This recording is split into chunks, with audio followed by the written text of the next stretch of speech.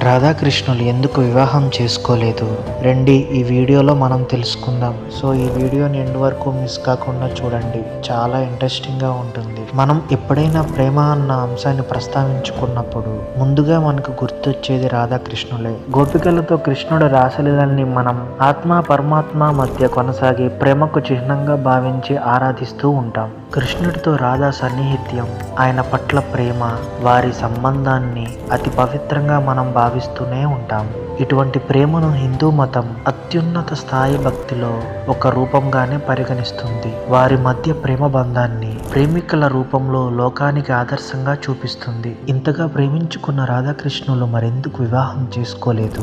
ఈ అంశంపై అనేక కథనాలు ప్రచారంలో ఉన్నాయి, తెలుసుకుందాం రండి. బృందావనానికి 8 కిలోమీటర్ల దూరంలో ఉన్న బర్సా గ్రామంలో వృషభాను కమలావతి దంపతులకు జన్మించింది రాధ. రాధాకృష్ణులు బాల్యం నుంచి ఇష్టపడుతూ అత్యంత స్నేహాయుతంగా ఉండేవారు. కలిసి తిరిగేవారు, పాటలు పాడుకున్నారు, నృత్యాలు చేశారు. బృందావనంలో గోపికలందరూ కృష్ణుణ్ణి అమితంగా ఇష్టపడతారు అన్న విషయం తెలిసిందే. ఇష్టపడతారని చెప్పడం కన్నా కృష్ణుడంటే వారికి పిచ్చి ప్రేమ అంటే బాగుంటుందేమో. అయితే రాధ ప్రేమ వీరందరికన్నా శక్తివంతమైందని చెప్పుకోవాలి. అందుకే కృష్ణుడు రాధ పట్ల ఆకర్షితుడయ్యాడు. వీరిద్దరి ప్రేమ కలాపాలు రాసలీలలుగా మనందరికీ తెలిసినవే. అయితే ఇప్పుడు ప్రచారంలో ఉండే రాసలీలలు కాదండి.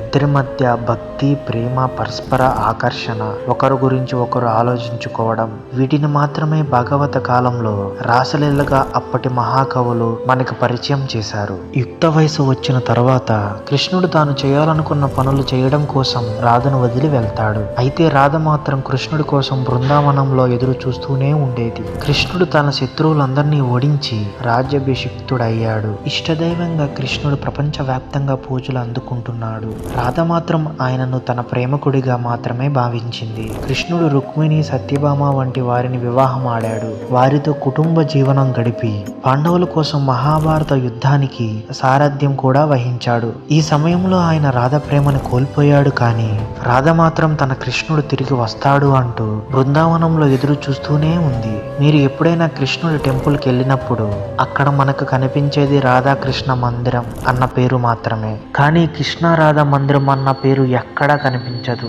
ఇది భగవానుడు తన భక్తురాలకి ఇచ్చిన ప్రాధాన్యత. కంసుడు తదితర రాక్షసుల సంహారానికి బృందావనం వదిలి వెళ్లే ముందు ఆయన రాధను కలిశాడు. తిరిగి వచ్చే సూచనలు ఏమీ కనిపించడం లేదు అంటూ రాధ కృష్ణుడిని ప్రశ్నించింది. అయితే కృష్ణుడు ఎటువంటి సమాధానం ఇవ్వకుండా వెనతిరిగాడు. రాధ తన ప్రశ్నను మరోసారి అడిగింది. దానిని వినిపించుకోనట్టే కృష్ణుడు వ్యవహరించాడు. తనను పట్టించుకోకుండా, తన మాటను లెక్క చేయకుండా నిర్లక్ష్యంగా వ్యవహరిస్తున్న కృష్ణుడిపై రాధ ఆగ్రహం వ్యక్తం చేసింది. వెంటనే వెనుతిరిగి ఆమెను చూశాడు కృష్ణుడు. తాను ఆగ్రహం వ్యక్తం చేసిన చిరునవ్వుతో తనను చూస్తున్న కృష్ణుడిని చూసి ఆమె ఆశ్చర్యపోయింది. పెళ్లి చేసుకోవడానికి 2 ఆత్మలు కావాలి. మన ఇద్దరం ఒకే ఆత్మని నువ్వు చాలాసార్లు చెప్పావు. ఇప్పుడు చెప్పు, నన్ను నేను ఎలా పెళ్లి చేసుకుంటాను అని ప్రశ్నించాడు. రాధాకృష్ణుల మధ్య ఉన్న బంధం భక్తి, ప్రేమకు అతీతమైనది. నిజమైన ప్రేమకు రాధాకృష్ణులు నిలువెత్తు ఉదాహరణ. రాధాకృష్ణుణ్ణి తన భక్తితో గెలుచుకుంది. స్వచ్ఛమైన భక్తిని మనం ప్రేమ అని చెప్పుకోవచ్చు. రాధాకృష్ణుల మధ్య సంబంధం విభిన్నమైనది. 2 రూపాలలో ఉన్న ఏకాత్మ స్వరూపం అది. వారి మధ్య ప్రేమ పూర్తిగా ఆధ్యాత్మిక భక్తి సంబంధమైనది. దీనిని వివాహ బంధంతో కట్టిపడేయలేం. కృష్ణుడిలో భాగమే రాధ. రాధ తన పట్ల ప్రదర్శిస్తున్న ప్రేమకు ముగ్ధుడైన కృష్ణుడు ఆమెను ప్రపంచమంతా తనతో కలిసే రాధాకృష్ణులుగా గుర్తిస్తుందని, నీ పేరు ఎప్పటికీ నా పేరు ముందుంటుందని వరమిచ్చాడు. కృష్ణుడి టెంపుల్లో కృష్ణ రాధా మందిరాలుగా కాక రాధాకృష్ణ మందిరాలుగా ప్రసిద్ధి చెందడానికి ఇదే ప్రధాన కారణం. రాధా అన్న పదాన్ని పదే పదే ఉచ్చరిస్తుంటే అది ధారాగా మారిపోతుందన్న విషయం మనకు తెలిసిందే. ధార అంటే సంస్కృతంలో ప్రవాహం అని అర్థం. రాధ అనే విషయం మనలో కృష్ణ భక్తిని, ప్రేమని ప్రేరేపిస్తుంది. ఇటువంటి ప్రేమనే భగవానుడు మనకి తిరిగి అనుగ్రహిస్తాడు. మరో కథనం ప్రకారం రాధాకృష్ణుల వివాహానికి వివాహానికి సంబంధించి మరో కథనం కూడా ప్రచారంలో ఉంది. ఈ కథనం ప్రకారం రాధ చంద్రేశునుడు అనే వ్యక్తిని వివాహం ఆడింది. చంద్రేశునుడిని పెళ్లాడడం ద్వారా ఆమె కృష్ణుడికి మేనత్త అయింది. ఆమె అప్పటికి వివాహం ఆడినందున ఒక మహిళ 2 సార్లు వివాహం చేసుకునే సంప్రదాయం లేకపోవడంతో ఆమెను పెళ్లాడలేనట్లు కృష్ణుడు ఆమె ప్రతిపాదన తిరస్కరించాడు. మధుర వదిలి వచ్చిన తర్వాత కృష్ణుడు 3 భార్యలను వివాహం ఆడాడు. అయితే రాధ మాత్రం తాను కృష్ణుడికే అంకితమయ్యానని చెబుతూ తన సంపూర్ణమైన ప్రేమ భక్తితో కృష్ణుడు హృదయంలో కొలువు తీరింది. అందువల్లనే ప్రపంచవ్యాప్తంగా ఉన్న కృష్ణ భక్తులందరూ రాధాకృష్ణుల్ని అమితంగా ప్రేమిస్తుంటారు. రాధాకృష్ణుల ప్రేమ భౌతిక అవసరాలకు అతీతమైనది. రాధ అన్నిటినీ మర్చిపోయి కృష్ణుని ప్రేమించింది.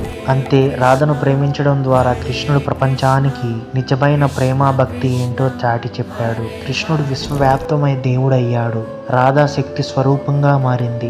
మరో మాటలో చెప్పాలంటే రాధ ఇతర అందరూ దేవత స్వరూపాలకు ఆదిమూలం. వీరంతా ఆమె అవతారాలు మాత్రమే. విష్ణుమూర్తి, శివుడు, రాముడు, కృష్ణుడు, రాధ అందరూ ఒకే దేవతల మూర్తులు అయినప్పుడు లక్ష్మి, అంబ, సీత, కాళీ, దుర్గా ఈ అవతారాలన్నీ ఆదిశక్తి అంశాలేనని చెప్పక తప్పదు. రాధాకృష్ణులు వివాహం చేసుకొని ఉన్నప్పటికీ వారి ప్రేమ కథలు అందరికీ ఇష్టమే. ఈ ప్రపంచం ఉన్నంత వరకు, ఈ విశ్వం ఉన్నంత వరకు వారి ప్రేమ నిత్యం సత్యమై ఉంటుంది. అదండి రాధాకృష్ణుల గురించి కథ.